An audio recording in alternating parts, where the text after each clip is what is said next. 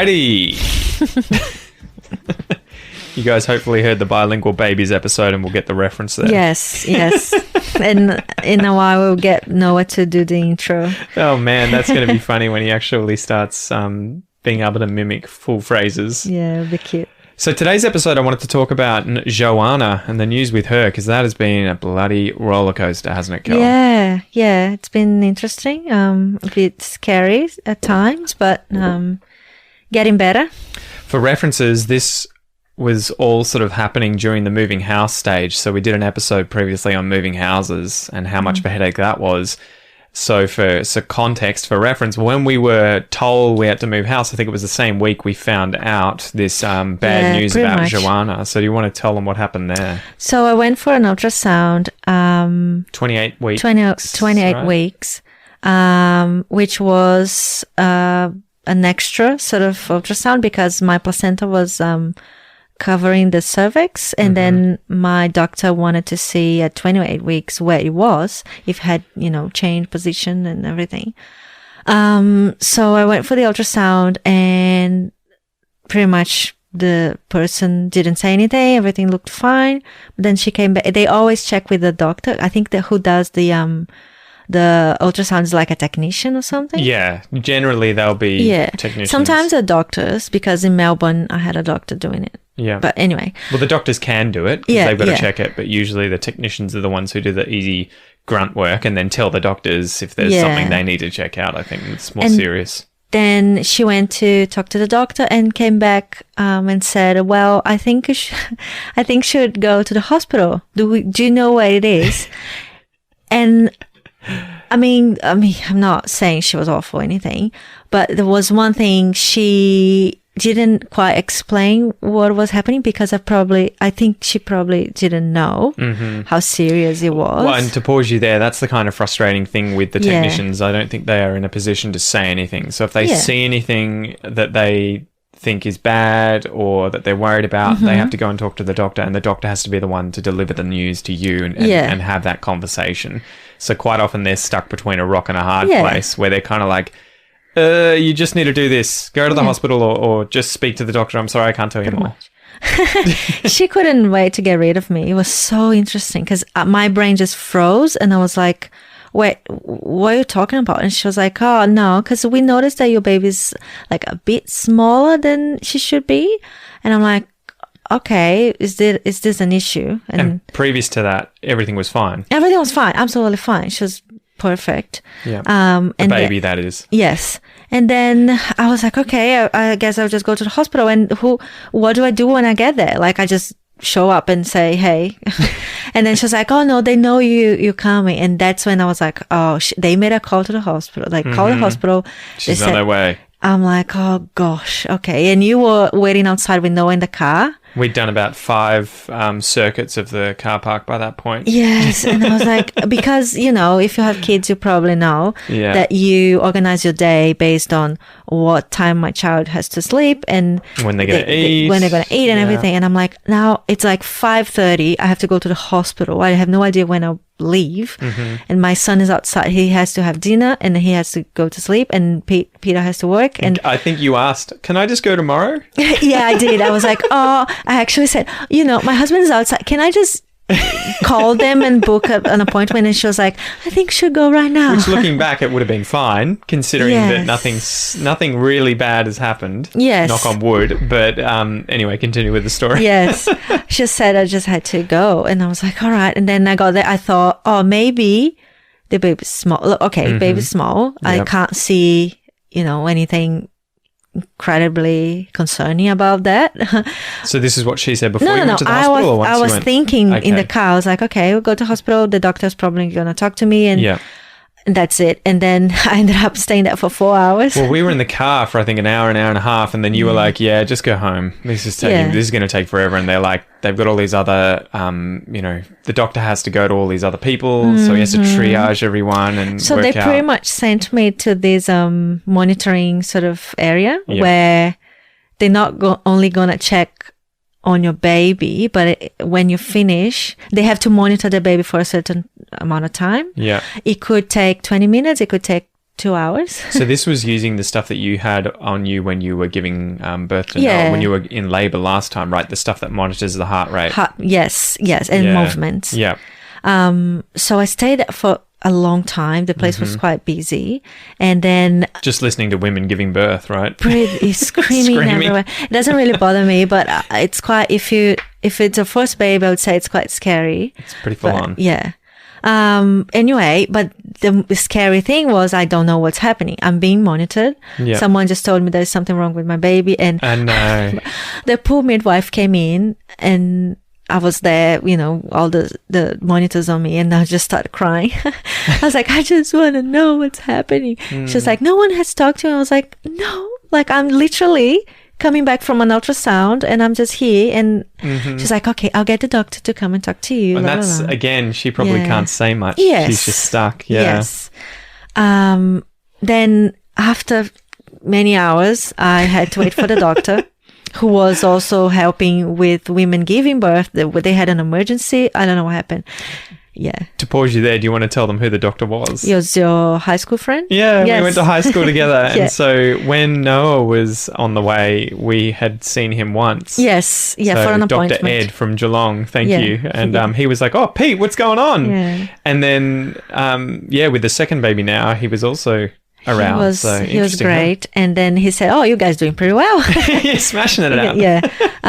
He's so, one of those people who they just make you think that they chose the right profession. He's a lovely dude. Because I can't imagine, again, I'm just saying that because now I know everything's fine. But like, if he was telling me the most horrible thing, I would be like probably 50% calmer around him than someone else's, because he's a very big guy too. He's huge. He's a bit overweight. He's probably about 6 foot something, but he's so gentle and speaks to you and is so happy. He's such a friendly, lovely dude.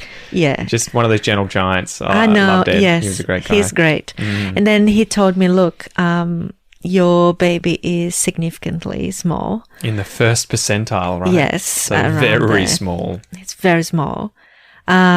Which means that he literally said that we would have to take over your life a little bit.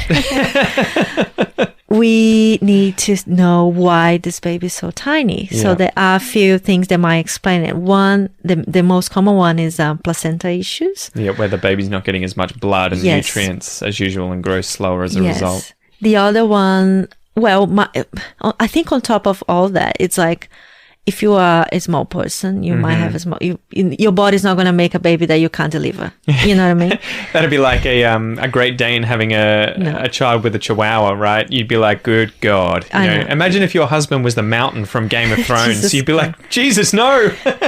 So if the parents are, relatively small, you're not going to have a massive baby unless, you have other issues like diabetes or other things that might explain it. But then placenta issues, and then infection, genetic issues. Which was the main terrifying factor, right? One. Yeah. So he was like, we will just have to investigate and get, and we need to know what's happening. And there are a couple of things you have to do. Like I have a bunch of growth scans like every 2 weeks, and I have monitoring. I was having monitoring for like twice a week, and now you go to the hospital like 2 or 3 times a week for about a month. Yes. But we need to know. And he was like, as far as I can tell you, she's great. She's fine. She's coping. So they were doing the Doppler scans too, which checks the blood flow in and out of the baby and the fluid, and showing that everything was normal. It was that she was just very small. Yeah. And small babies tend to have some like difficulties. Like when they're born, they need more assistance. They might have a hard time trying to feed and breathe and other things. Anyway, so from that, I just did my main concern was that she have a genetic issue, because I don't know if we've spoken about it on the podcast, but that's a big thing for us and the doctor was very open about it, depending on what it is, or might be, depending on what it might be, because we were not sure she had anything. we might have to get the genetic team, I think, to talk to you and explain the circumstances, and you guys might have to come to a decision with termination, with abortion. Yeah. I mean, and you know, some of you guys will probably, well, obviously not agree with abortion, because I'm sure there are quite a few of you who are religious. Yes. I think the reason that, well, firstly, neither of us is religious. But secondly, the thing that would put abortion on the table would be that I know of people in my family and outside who've had children with, had babies that have had significant genetic defects or genetic issues, and they've carried them to term, given birth to them, only for the baby to effectively be terminally ill and die within hours or days after giving birth. And that is something that I would just not want to go through personally. Yeah. I would much rather doing it earlier than having to have you go for months, knowing that was coming too. And going through birth, and that's not judging anyone. From a mother's perspective, I completely understand your attachment to this being. It's your baby, it's inside you, you just want to hold it.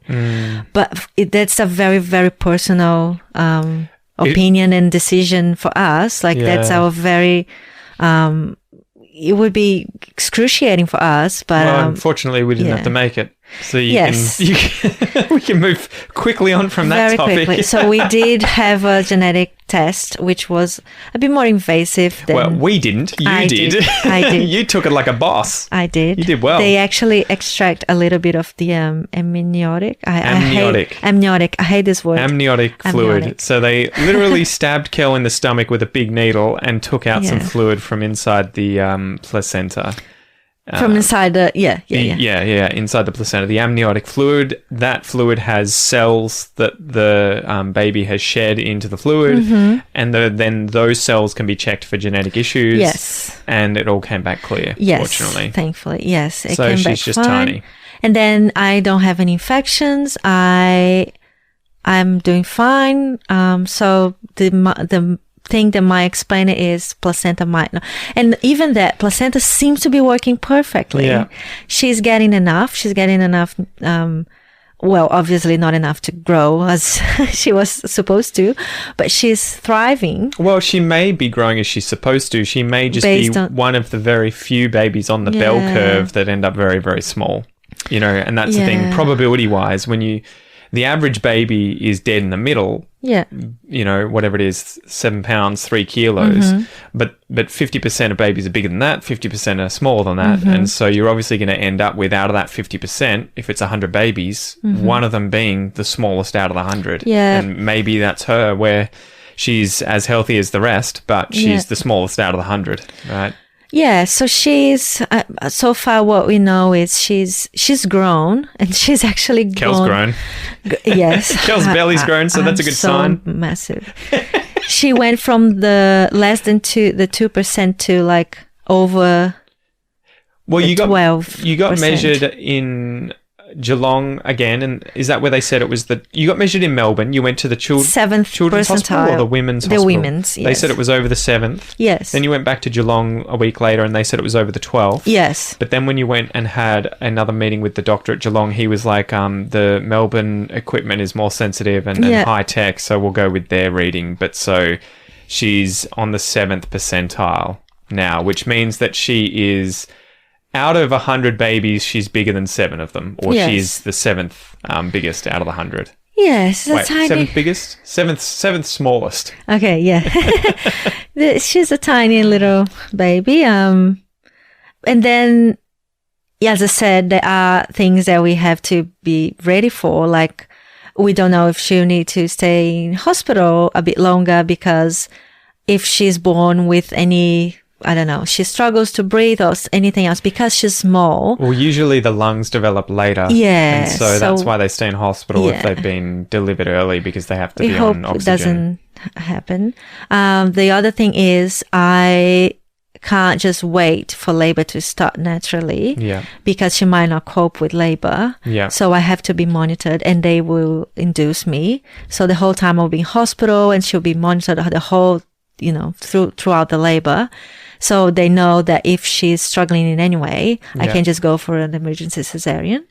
Again, don't want it to happen, but it's better that I'm in hospital and I'm taken care of, being taken care of. And so I think that will happen around the 38th week.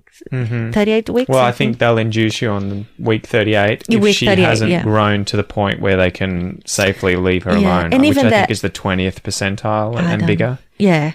And even that I asked last time the doctor, which was the same doctor that was with me when Noah was born. He didn't remember, obviously, but I remember him, because the thing that makes me remember him, I can't quite understand him. Like, he has a thick accent and he speaks very fast. So I'm constantly asking him to repeat himself. Anyway, so he said, look, to be honest with you, I don't see you going to labor naturally, based on my experience with other people in your position. What I see is you're a very good candidate for a natural birth, because you've had one before, and that's what we want every woman to have. But we do have to induce you just to make sure this baby is born within this controlled sort of environment where we know she can cope with birth and she'll be taken care of when she's out. I'm like, oh, fair enough. That's the least, honestly, after the genetic test, that's we have to stay in hospital for a couple of days. That's not the end of the world. That's the easy part. Yeah. Although I know that's the hospital environment really affects me, and I struggle. It's really hard, and you can't be with me all the time there. Thanks, COVID.